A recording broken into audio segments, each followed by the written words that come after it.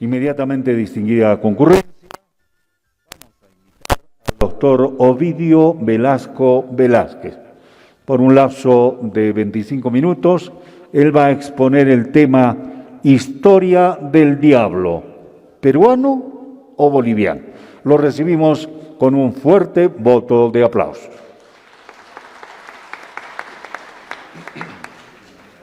Está bien esto, ¿no? No, está bien. Buenos días. Buenos días, hermanas aymaras, hermanos aymaras de mi tierra querida Juli.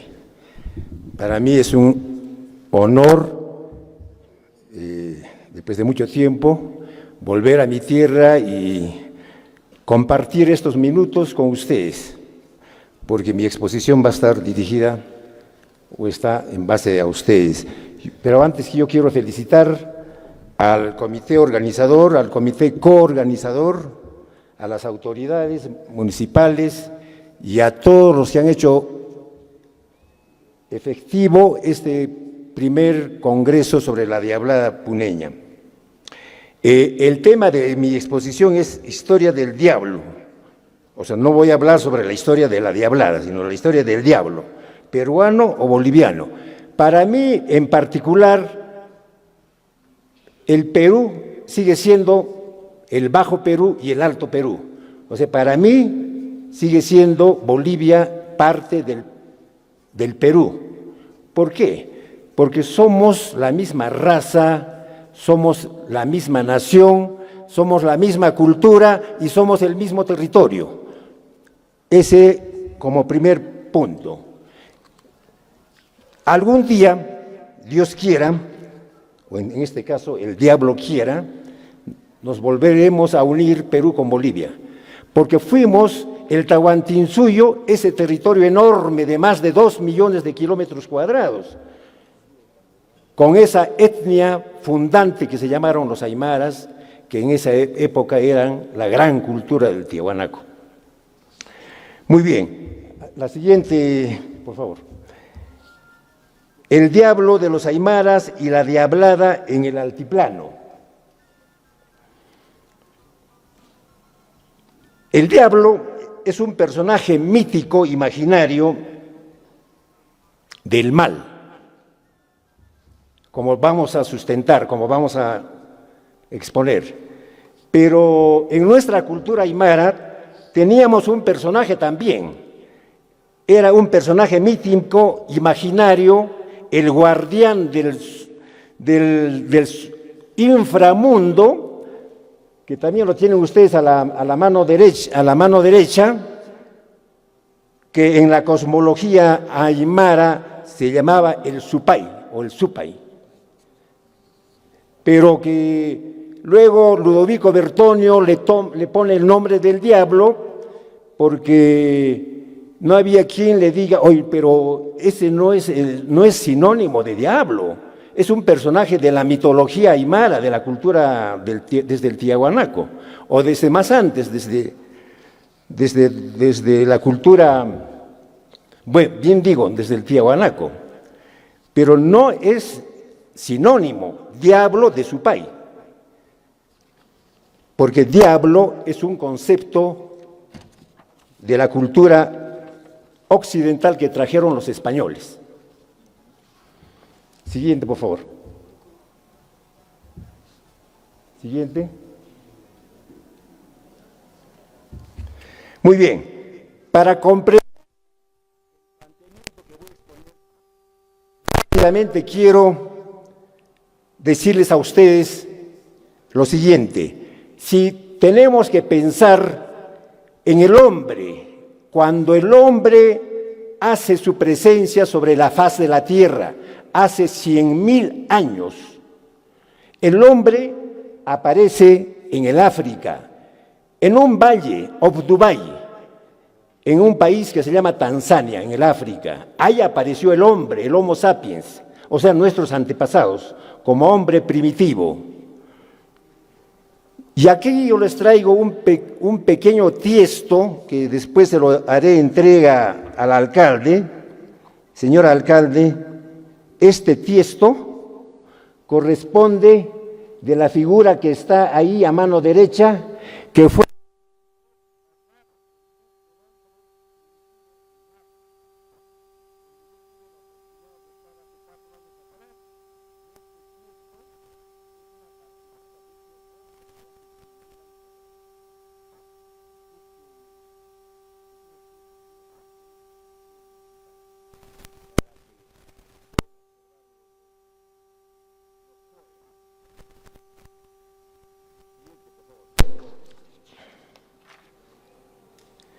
entonces, cuando el hombre aparece en el África hace 100.000 años, algunos se quedaron en su casa, en el África, pero otros comenzaron a migrar, y migraron, tal como ven ahí en el mapa mundi, migraron a Europa, duraron 5.000 años en migrar a Europa, y luego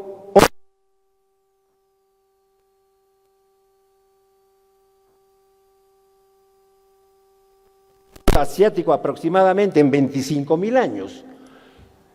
Y luego algunos más intrépidos pasaron del Asia, de acuerdo al mapa, por el estrecho de Bering, pasaron a Norteamérica, siguieron transitando todos Norteamérica y bajaron hacia Centroamérica, y luego, después de 40.000 años, llegan a Sudamérica, y algunos se fueron por el Amazonas, se quedaron algunas tribus en el Amazonas, otras se fueron por la costa, y los más intrépidos, los más fuertes, comenzaron a caminar hacia el sur por los Andes, y después de 90.000 años llegan al altiplano. Ahí está la figura del lago Titicaca. Fue la última morada del tránsito del hombre sobre el globo terráqueo. Y aquí, a nuestro querido alcalde, le traigo otro tiesto de la última morada. ¿Cuál es la última morada? El hombre primitivo que llegó hace 10.000 años al altiplano, comenzó a vivir en las cavernas y a hacer bellísimas pinturas rupestres, como tenemos en Pisacoma y acá cerca, en Yacari. En Yacari hay unas cuevas que muchos de ustedes conocerán, y si algunos no lo conocen tienen que conocerlo. Entonces, este pequeño tiesto es de Yacari, donde están las cuevas donde habitaba el hombre primitivo, aymara, proto-aymara, antecesor a los aymaras, después de haber caminado 90.000 años desde que salió del África. Siguiente. Entonces, yo les pregunto a ustedes, ¿no tienen un poquito de agua, por favor?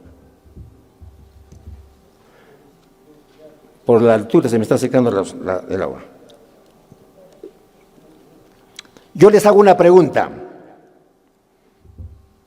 ¿Quiénes vivieron más tiempo? ¿Los que se quedaron en el África o en Europa o en Asia? ¿O los que vinieron caminando por Norteamérica, Centroamérica y llegaron a Sudamérica por los Andes hasta el altiplano? La pregunta es, los que vivieron más fueron aquellos nuestros antepasados que llegaron al altiplano. ¿Por qué? ¿Por qué? Porque la vida son vivencias, y esas vivencias durante 90.000 años trotando por todo el planeta les ha dejado huella en su ADN que está en sus genes. Por eso, mis queridos hermanos aymaras, nosotros tenemos en nuestros genes las vivencias de haber transitado por todo el planeta Tierra durante 90.000 años, más que otros que se quedaron en otros continentes. La siguiente, por favor.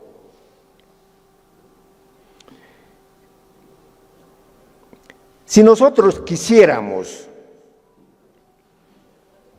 dividir a los seres humanos en dos grupos, los caminantes y los que caminaron mucho y los que caminaron poco, vamos a decir los trotamundos, los más trotamundos o los menos trotamundos, podríamos dividirlo como está ahí en el mapa. Aquellos que se quedaron en el África y en Europa les vamos a denominar los menos trotamundos, y aquellos que fueron por el Asia y llegaron hasta América, vamos a decirlo, los más trotamundos o los más caminantes. ¿Cuál es la característica de uno y de otro? Los del primer grupo, como ya se quedaron en su casa, tuvieron menos apego a la tierra y menos apego al grupo. Pero aquellos que siguieron trotando por el Asia y llegaron hasta América, tuvieron mayor apego a la tierra y mayor apego al grupo. ¿Por qué? Porque, como es lógico de entender, estaban caminando por territorios inhóspitos y desconocidos, no se podían despegar de la madre naturaleza y tampoco del grupo, que si no era un peligro y hubiesen tenido que perecer en el tránsito. Esta característica, la siguiente por favor, esta característica importantísima ha hecho que a los señores del primer grupo, que los vamos a llamar occidentales, sean más individualistas, y al otro grupo, donde estamos nosotros, a los orientales, con mayor apego a la tierra, con mayor apego a nuestro grupo, seamos los gregaristas. Se llama gregaristas aquella palabra que viene de gregario. Gregario es la capacidad que tenemos de vivir en grupo. Entonces, el primer grupo, los individualistas, y el segundo grupo, los gregaristas, o también llamados, digamos, el primer grupo, los de conductas egoístas, porque eran individualistas, y los de Oriente, los de conductas altruistas. ¿Por qué? Porque tenían relaciones simétricas, porque como venían en grupo transitando por el territorio, por el globo terráqueo, comenzaron a concebir conductas altruistas, grupales y con mucho amor y sentimiento por la naturaleza. En cambio, los occidentales, por el contrario, cultivaron mayor el individualismo, eran conductas egoístas y tenían relaciones asimétricas. Siguiente, por favor. Entonces, si comprendemos muy bien esta diferencia de los seres humanos en el globo terráqueo, divididos en dos grupos, los occidentales, con conductas egoístas, y los orientales, donde nos encontramos nosotros, con conductas más altruistas, podemos muy bien entender a continuación lo que les voy a decir. La siguiente, por favor. ¿Cómo concibieron estos dos grupos humanos, los egoístas y los altruistas, su concepción metafísica? Cuando hablo de concepción metafísica, me estoy refiriendo a la cosmovisión que tenían del universo, a cómo creían que nosotros habíamos aparecido sobre el globo terráqueo. En el primer grupo, los occidentales tenían las características teologistas, es decir, creían en un Dios, en base a una concepción judío-cristiana. Es decir, el Dios que había creado todo el universo, pero al mismo tiempo este Dios creó el bien y creó el mal. ¿Por qué? El bien eran los ángeles y el mal era el diablo. Pero tanto el bien como el mal había sido creado por Dios, porque si no, ¿de dónde salía el diablo? El diablo también fue creado por Dios. Entonces, el bien y el mal son creaciones de Dios, del Dios cristiano, del Dios judío cristiano. Entonces, esta concepción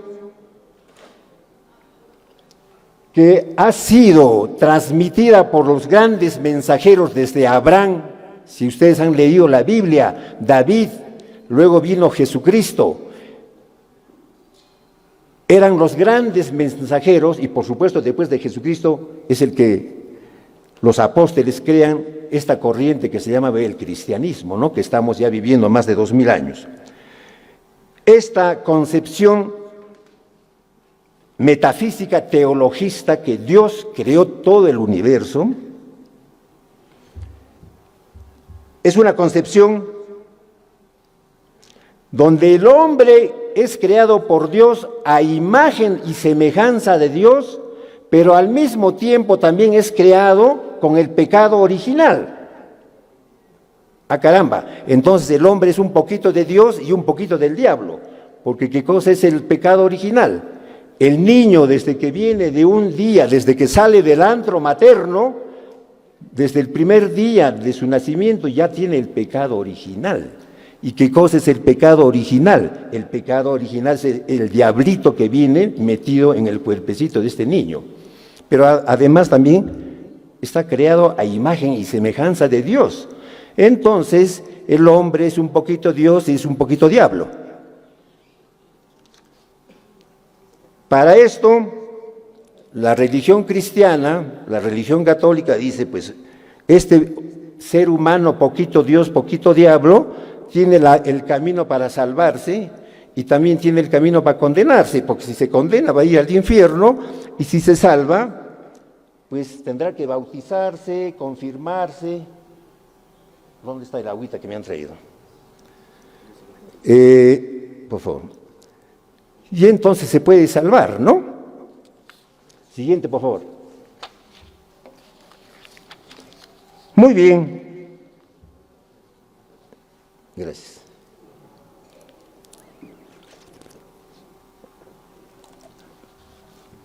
Entonces, es que hay mucho brillo y no veo bien mi lámina. Entonces, desde la concepción occidental, ¿cómo se salva el hombre?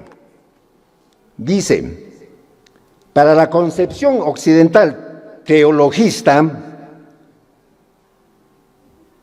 el hombre ideal tiene que ser, por favor atiendan, tiene que ser humilde, tiene que ser pobre, tiene que ser el que perdona y tiene que ser caritativo. Eso es lo que nos enseñan, digamos, en la Biblia y los curas en las iglesias, ¿no?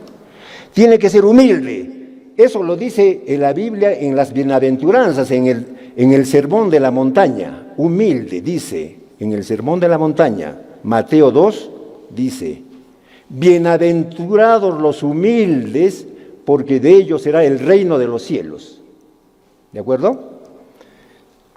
Tiene que ser pobre, porque la misma Biblia dice, más fácil es que ingrese un camello en el ojo de una aguja que un rico ingrese en el reino de los cielos. ¿Qué nos quiere decir? No, pues, los ricos no. Hay que ser pobre entonces, ¿no? O sea, no podemos ser ricos. Después, debemos perdonar a todos, al que mata, al que viola, al que roba, a los corruptos, a las autoridades corruptas, a todos hay que perdonarlos. ¿Por qué? Porque en la oración que todos los días oramos, que es el Padre Nuestro, dice, perdóname, Dios mío, como yo perdono a los que me ofenden. Si no perdonamos, entonces Dios no nos va a perdonar. Y finalmente, hay que ser caritativo, o sea, hay que pagar el diezmo, pues, en las limosnas, el diezmo que también dice en la Biblia, el 10% de nuestros sueldos, de nuestros ingresos, de la venta de nuestras vacas, ovejas, llamas, papa, quinoa, de todo hay que pagar el 10% a la iglesia, porque si no tampoco somos perdonados.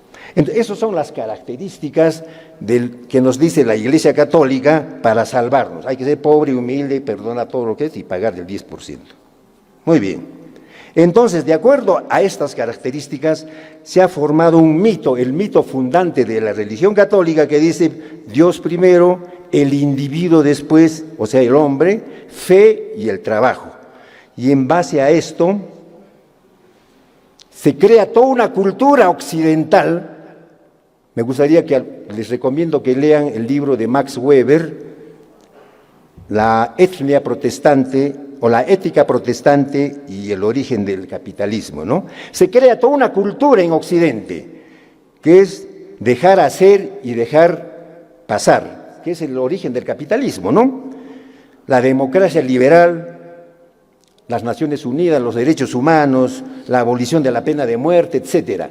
Toda una cultura hecho ¿para qué? Para que nos podamos salvar dentro de los cánones, digamos, de esto que se llama la Iglesia católica, el cristianismo, de la cual está pues ahí también metido el diablo, ¿no? Siguiente, por favor. Ya. En cambio, en la concepción oriental en la que estamos nosotros, desde nuestros antepasados, la concepción oriental tiene otra cosmovisión. La concepción oriental no es una concepción, no es teologista, no cree en un Dios. La concepción oriental cree en son cosmologistas, o sea, creen en el cosmos. Y en el cosmos, o sea, no son teístas. En el cosmos siempre existió toda la vida, el cosmos es lo perfecto, el cosmos es lo verosímil que yo puedo agarrar, puedo ver el sol, puedo ver la luna, la lluvia, las estrellas, los rayos, los ríos, los apus, eso es verosímil, es vida, porque para nuestros antepasados y para nuestra cultura la naturaleza es vida, el cosmos es vida, y también es espíritu. El cosmos es espíritu, porque hay un libro muy interesante que dice, nosotros somos polvo de las estrellas. ¿Y ustedes creen que somos polvo de las estrellas? ¿Nosotros hemos venido de alguna estrella? Por supuesto. La Tierra es una estrella que se ha apagado hace millones de años, y esa estrella que se ha apagado, que ha comenzado a girar alrededor del Sol, de ahí venimos nosotros de la Tierra, porque ¿de dónde venimos? ¿No? Esa es la teoría evolucionista. Entonces, en buena cuenta, nosotros somos polvo de estrellas. Cada uno de nosotros somos de alguna estrella lejana, porque no hemos aparecido de la nada. Esta es la concepción cosmologista. Entonces, para la concepción cosmologista no existe el bien y el mal como en la teoría digamos, cristiana. No existe el bien y el mal, existe lo perfecto. O sea, no existe el diablo. En la concepción tradicional no existe el diablo. El supay no es diablo. Lo que pasa es que cuando llegaron los españoles y vieron a un sujeto que los antepasados lo tenían como un personaje mítico, espiritual, que cuidaba el inframundo, cuidaba el subsuelo, decían, no, ese es el diablo, ese es el equivalente al diablo, pero el supay no es el diablo. Y luego, en nuestra concepción, en la concepción oriental que les dije, cosmologista, existen los personajes míticos como el supay, el equeco, el tunupa, el huiracocha, son personajes míticos de nuestra cultura. Entonces es curioso cuando ustedes hojean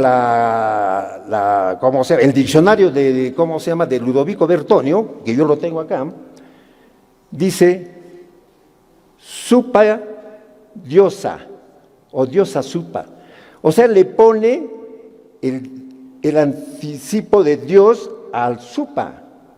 No, entonces dice, están adorando ustedes al diablo.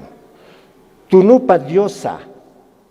Están adorando a un personaje que no es de la religión cristiana.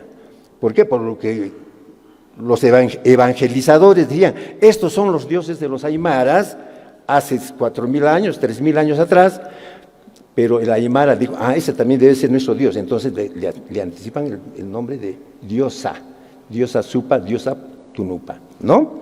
Entonces hubo ahí una confusión, lamentablemente, una imposición de nombre Supa como demonio en la cultura y en el diccionario de Ludovico.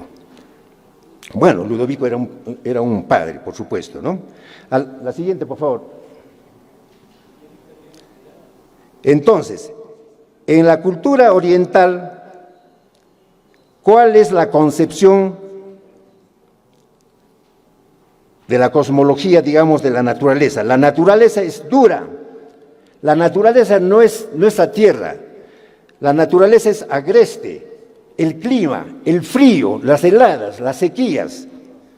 Pero también la naturaleza es bondadosa, porque por más que sea esta tierra, este planeta Tierra, agreste, frío, lluvia, rayos, truenos, también nos da el pan de cada día, porque cuando el hombre trabaja, pues tenemos los sustentos de nuestra vida.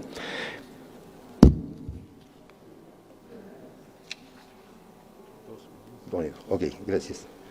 Entonces, para ir acelerando, para la concepción entonces del hombre oriental, ¿cuál debería ser el hombre ideal? El hombre ideal no debería ser pues, el humilde, el que perdona, el que es pobre. Para la concepción oriental, el hombre tiene que ser fuerte, porque tiene que estar a favor de la naturaleza. Tiene que ser valiente, trabajador, honesto. Esas son las cualidades, digamos, del hombre oriental de acuerdo a nuestra cosmovisión. Muy bien. Entonces, la siguiente, por favor.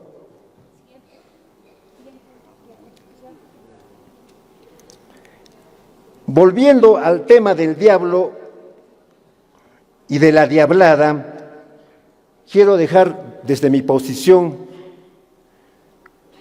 bien claro que el diablo es un personaje de Occidente y en el Oriente tenemos el Supa, que lamentablemente le han puesto Gracias, está bien acá. Y que la diablada, por supuesto, con mucho respeto, es una danza folclórica, parte de la cultura occidental que vino acá al Perú y que se practica en Perú, en Bolivia, en Juli, como bien lo van a demostrar posiblemente mis otros colegas que han venido acá, ¿no? ¿Qué cosa quiero referirme con esto para casi terminar? Somos un territorio mestizo y como territorio mestizo debemos los patrones culturales de Occidente que nos vinieron a enriquecer, debemos seguirlo cultivando como la diablada. Que también somos un territorio de una raza y una etnia antiquísima, como son los aymaras, que fundaron el imperio del Tiahuanaco y del Tahuantinsuyo. Hay un trabajo muy interesante que les anticipo a ustedes. Por ingeniería genética se está haciendo un análisis de la filogenética de los aymaras y del resto de la población del Perú para demostrar que del lago Titicaca salió la cultura para ir a conquistar y fundar el imperio de los incas. O sea, ya no va a ser una leyenda de Manco Cápac y Mamaocllo, va a ser un trabajo científico donde se va a demostrar que efectivamente los aymaras fueron a poblar al valle del Vilcanota y fundaron el imperio de los incas. Quiero terminar con lo siguiente, y esa es mi posición y mi argumento. Una cosa es el diablo de Occidente con su diablada, y otra cosa es en Oriente nuestro Supay, entre comillas, el diablo que también nos impusieron. Ojalá, así como se siga practicando la diablada con mucho orgullo, porque es parte del patrimonio cultural también mestizo de nuestra tierra, también pues de repente los aymaras acá en Juli pueden sacar una danza, ya no del diablo occidental, sino del diablo del Supay, que ya no se llamaría diablada, sino supayada de repente. Eso dejo a la imaginación y al entusiasmo de ustedes. Gracias, muchas gracias.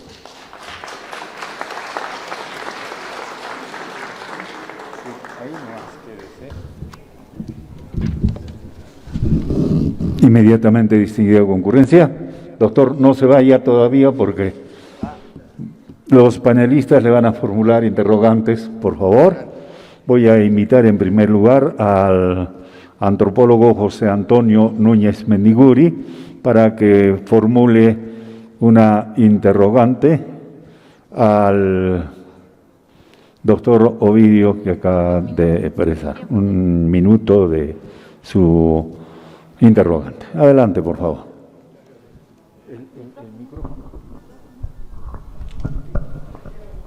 Muchas gracias. Primeramente, felicitar al doctor por su exposición, muy buena y nos saca de muchas dudas en muchos casos, ¿no? Bueno, mi pregunta va a lo siguiente. De acuerdo al vocabulario de la lengua aymara de Ludovico Bertonio, ¿no? 1612,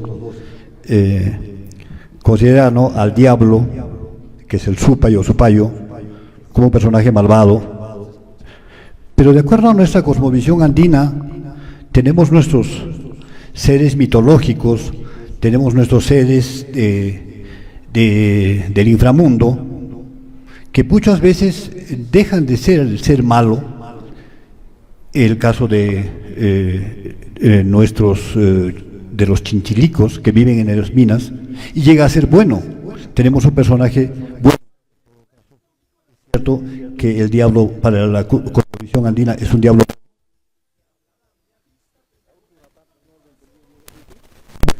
El diablo para la cosmovisión andina, el diablo, el que vive en las profundidades de las minas, trae suerte, trae beneficios. Es un diablo bueno. Ya, yo quiero diferenciar. Yo prefiero no llamarlo al supay, que es el personaje mítico del inframundo, no llamarlo diablo. ¿Por qué? Porque está en nuestro subconsciente colectivo de todos nosotros que el diablo es malo, pues no va a haber un diablo bueno, ¿no? Ahí habría una tremenda contradicción, ¿no? El diablo, como lo he explicado, dentro de la concepción judío-cristiana, es el malo de la película, ¿no? Y va a seguir siendo malo. Pero no me lo mezclen al supay como diablo, eso.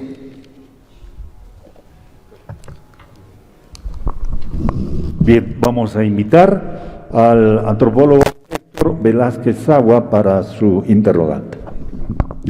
Muchas gracias al público y también felicitar al doctor Ovidio Velasco Velázquez por la brillante exposición sobre el origen de los caminantes. En aymara podríamos decir los sariris, ¿no? Entonces él nos muestra varios elementos, varios pasajes por donde ha transitado el hombre hace 100.000 años. Y hace 10.000 años prácticamente ha estado aquí en el altiplano, en el lago Titicaca. Entonces, lo que señala el expositor, dos perspectivas que son bastante importantes y los mismos seguramente debe estar también en el altiplano y específicamente en Juli.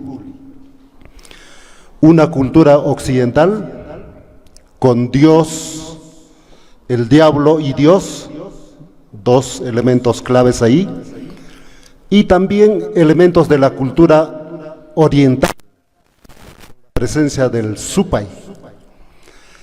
Quiero ir de que este diccionario de la lengua aymara publicado por Ludovico Bertonio ha sido el primero a nivel de Latinoamérica en el año 1610, y él ha recogido una toponimia bastante densa, rica, y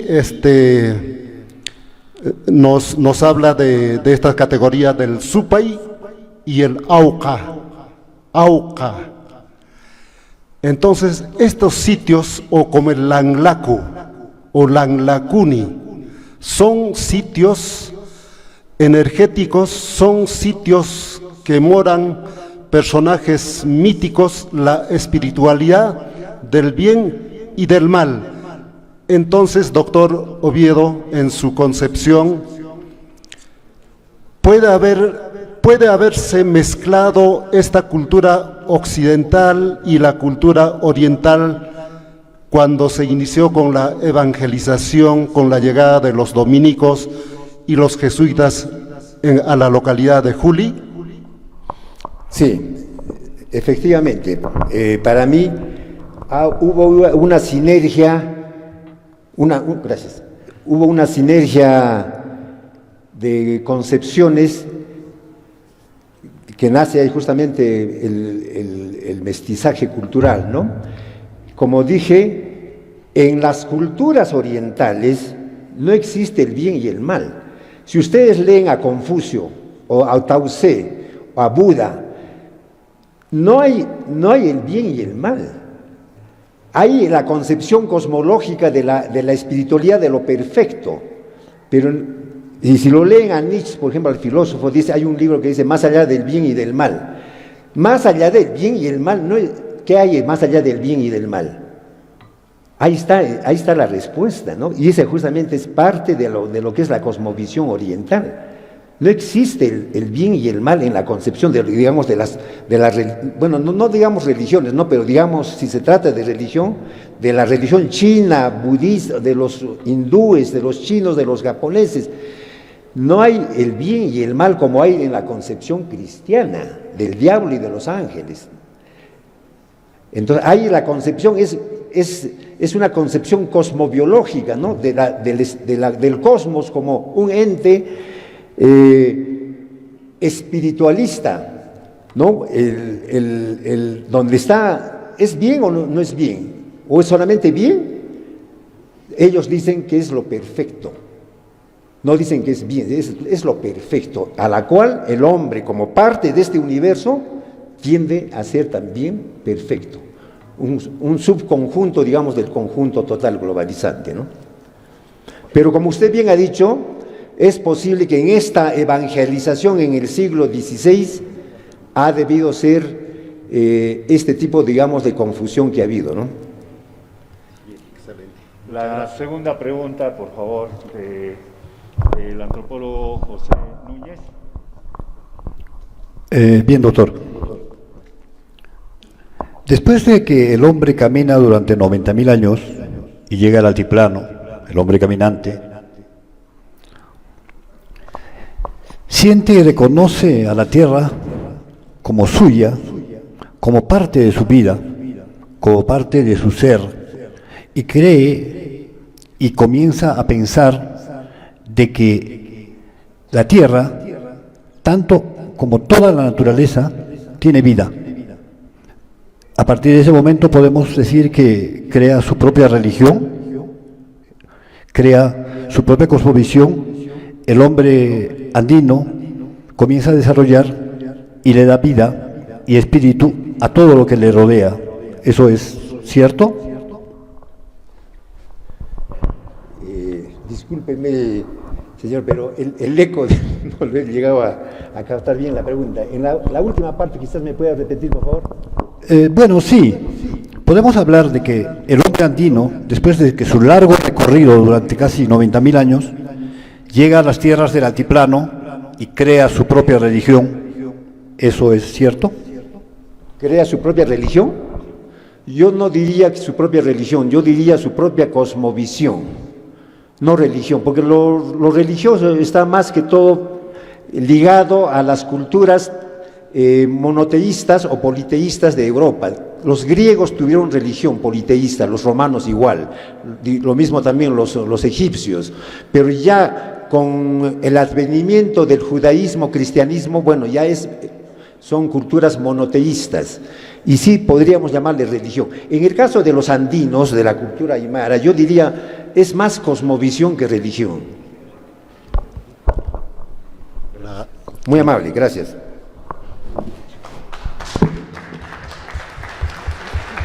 Agradecemos la intervención del doctor Ovidio Velasco Velázquez, muy gentil, muy amable. Hasta su sombrerito.